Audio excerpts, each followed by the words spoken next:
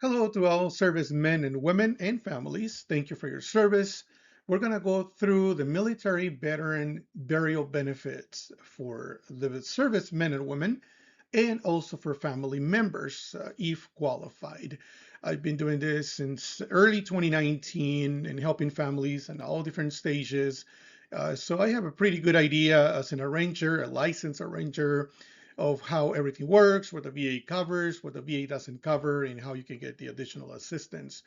Please just put a like and share this with other service members, groups. This is an educational video and it's meant to prevent our veteran families from being taken advantage of. That's the main purpose of this video. The easiest way to remember what the VA covers is just imagine anything within the gates of the cemetery. It's usually covered by the VA, and anything outside the cemetery is not covered by the VA. There are some exemptions, but that's typically the case. Within the cemetery, you get the space on the ground. Those are the plots for the service member and the spouse. Or you can also get the mausoleum, which is just for cremains, and it's a space for two on either side. Sometimes a married couple, they want different things. One wants to be buried traditionally on the ground on a casket, and the other spouse prefers cremation. So in those scenarios, both of you can be placed on the ground. They still give you the second space for the spouse. There are details that we can discuss later, but I don't want to make this video too long. Or if both of you decide to be cremated, then in that scenario, both of you can be in a mausoleum or also on the ground and just a smaller plot. On the ground, the VA also provides the double-decker vault. So it's a cement liner, and it has a space for two, so one on top of the other. So that's pretty much what married couples get if they want to be buried traditionally. So that it's covered by the VA as well, the cement vault.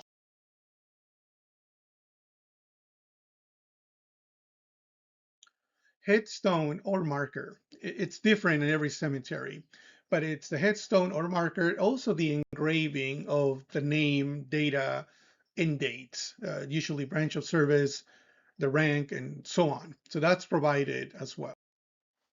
You receive the gravesite service, military honors, and that's when they do the presentation of the flag, and it's then presented to a surviving spouse or surviving family members. The gun salute, it's usually not provided by the VA. There are VSOs, Veteran Service Organizations, that have their own volunteer honor guards that help with that, and they love doing that. So if you also have the opportunity, please volunteer and assist with that. They always need some help, and it's a beautiful thing to do for our military families.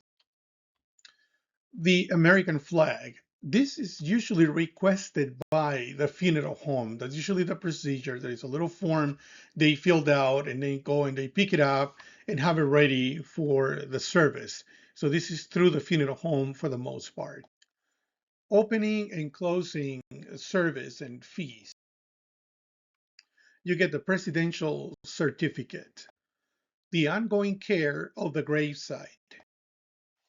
And just so you get an idea of the approximate value of all these benefits, they're not going to give you a check for this. They just cover all the expenses.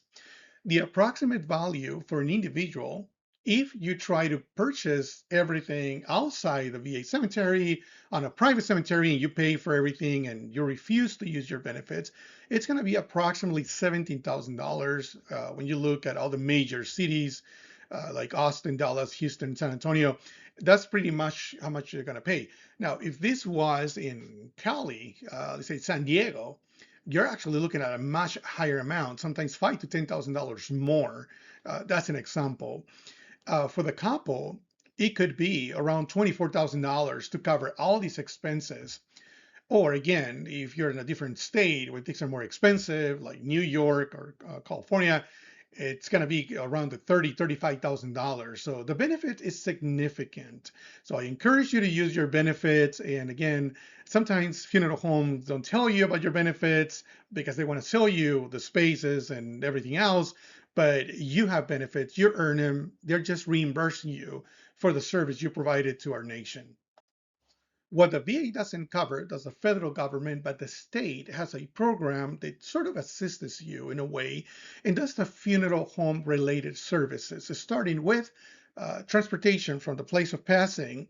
That could be a hospital, a hospice facility, your home, and many other places, to the funeral home. And that could happen in the middle of the night. That could happen in a holiday. Unfortunately, those things don't have a schedule. And so that's transportation. The refrigeration, that's to preserve the body for normally a couple of weeks. You just can't predict how many cases the VA has by the time they open a window for the burial. It could be a week, but it could be also 2 to 3 weeks. So they have to provide refrigeration. The professional services of the funeral director and staff. So there's a fee, obviously, for using their building, for using their professional services, their salaries. Somebody has to cover that. And the processing of paperwork, coordination with the VA, and so on. Some permits they have to get. They're small, but they still have to take care of that. And then the casket or the urn, the actual cremation services, sometimes transportation to the crematory and back. So that's additional. The hearse to transport you to the cemetery, the use of their chapel for a viewing, for a service, or transporting you to your local church to have a service at your preferred location. The body prep, that's a makeup, hair, and all these other things they do. And also the programs, the prayer cards, register books, all these other things are not covered by the federal government. But there's a way you can get that through a state regulated program, which I'm going to cover next. The state of Texas is very strict when it comes to the pre-planning of funerals and how the rules and how things should be managed. I'm not going to go through all those details. I'm just going to focus on the benefits of pre-planning. As an example, the state of Texas obligates the funeral home to freeze their costs, whatever cost they have at the moment you pre-plan. Even if you don't need the services for decades to come, they have to freeze their cost at that moment. At the moment that you sign up and you start that program, the inflation cost. Imagine that you don't need the services for a few more decades. And by the time you need the service, the cost is maybe double or triple of what it was originally. Who covers that difference? So that's part of the program that covers that. Let's say you paid $89,000 for a funeral service now, or you enroll when it was $89,000, but by the time you need the services, it's over 20 grand. So in those scenarios, that difference is covered by the program. Somebody has to cover that, right? So that's a great benefit. The forgiveness of your balance. Let's say you're making payments for 10 years. And during that time, unfortunately, something happens, an accident, or all of a sudden you have a health crisis and you pass, and you're 2 years into it. You still have 8 more years to go. Then your balance is forgiven, and that's in most scenarios. If it's over 2 years, in some instances, even if it's a week or 2 weeks later, but that's too long to explain. But just so you know, there's a forgiveness of your balance. The other benefit is that it's just one phone call. You don't have to torture the family to go and sit down in front of a sales guy with a tag of funeral director trying to sell all kinds of things and one of the worst days of their lives. So just having everything in order helps you that they just make a phone call and they avoid all that emotional spending. So normally they give you up to 10 years. It has to do with age and your health, but up to 10 years to cover your funeral plans. When possible, it's always better to do it within a year. And then prevent the upsells, obviously, at the funeral home. They're a business. They're always going to try to sell you more stuff.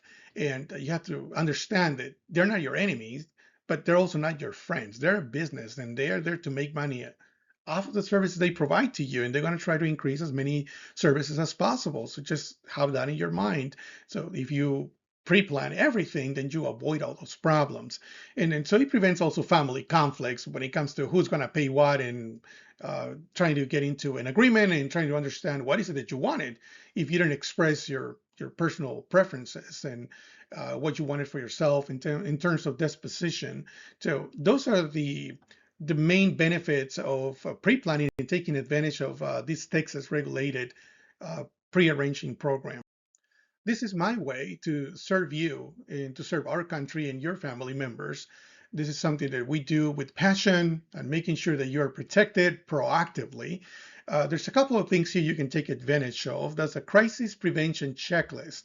And then it comes with a few goodies, and that's like medical emergency cards. It has a brochure that explains in more detail your VA benefits, but it also has some other documents that are provided by the attorneys that volunteer for this. That's also like health directive, durable power of attorneys, last wills, and so on. Those are all provided to you.